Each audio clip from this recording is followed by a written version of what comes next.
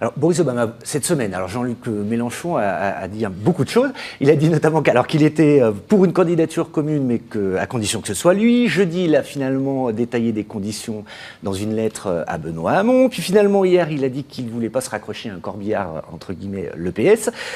Franchement, il fait tout pour faire capoter les discussions, non? Je ne suis pas d'accord. Déjà, tout d'abord, Jean-Luc Mélenchon, ça a été le premier à tendre la main à M. Hamon. M. Hamon avait bien dit qu'il allait parler à Jean-Luc Mélenchon. Il n'en a rien été. C'est Jean-Luc Mélenchon qui a écrit cette lettre, la lettre dont vous venez de parler. Ensuite, vous avez demandé si c'était un peu de la cuisine politique. Moi, je suis un petit peu surpris de la stratégie un petit peu des Verts, qui ont toujours été les premiers cocufiés par le Parti socialiste, de leur faire un chèque en blanc de cette manière. En même temps, quand ils ne passent pas d'accord, on l'a vu au Conseil régional, ils disparaissent. Exactement. Donc c'est bien pour ça que c'est plus de la survie qu'une vision réelle sur un projet collectif. Nous, ce qu'on propose, c'est pas de la tambouille, c'est de se mettre d'accord sur un certain nombre de points cruciaux. Comment faire une nouvelle politique avec Madame El Khomri, avec Monsieur Le Guen, avec Madame Marisol Touraine, etc. J'ai passé 1 an à manifester contre la loi El Khomri. On me demande aujourd'hui de m'allier à Madame El Khomri. Tout ça est tout simplement ridicule. Donc il faut un petit peu de cohérence et c'est tout ce qu'on demande. Bien la petite musique, le drapeau du Front National qui fait peur, qu'on nous ressort à chaque élection.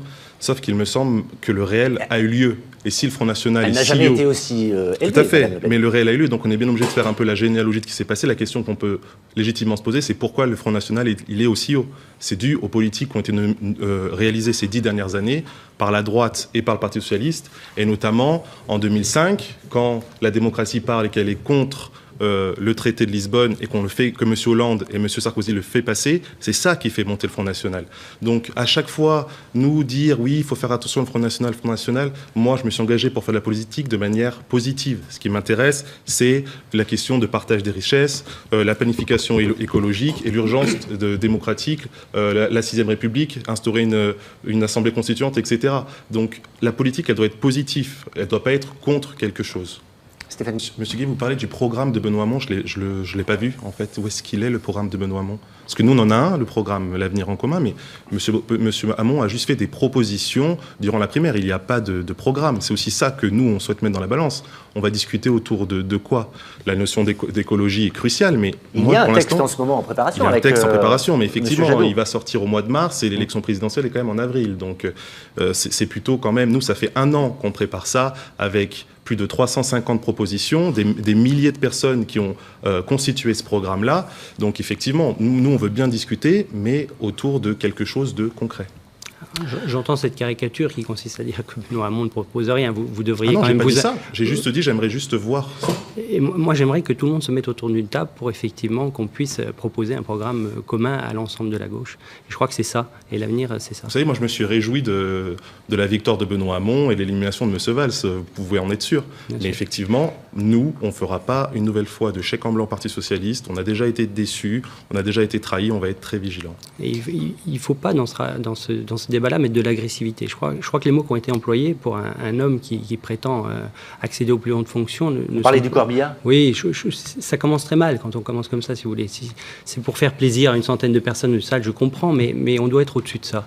On doit orienter le débat autrement. C'est la situation du pays qui est très grave. Ça n'empêche pas d'analyser c'est la situation dans laquelle le PS a mis le pays qui est très grave. Ce n'est pas une rhétorique sur un corbillard qui est grave. Ce qui est grave, c'est le salaire de nos concitoyens. Ce qui est grave, c'est l'avenir qu'on propose, enfin le non-avenir du coup qu'on propose à nos jeunes. Ce qui est grave, c'est les petites pensions de nos retraités. C'est ça qui est grave, monsieur. Ce n'est pas le corbillard qui est grave. C'est l'état dans lequel le Parti socialiste a mis la France aujourd'hui. J'entends monsieur Guy nous dire qu'il ne faut pas faire les mêmes erreurs. Il y a 394 députés du Parti socialiste qui sont aujourd'hui investis. Plus de 80% sont les mêmes. Donc comment allez-vous faire pour faire cette nouvelle politique avec les mêmes personnes?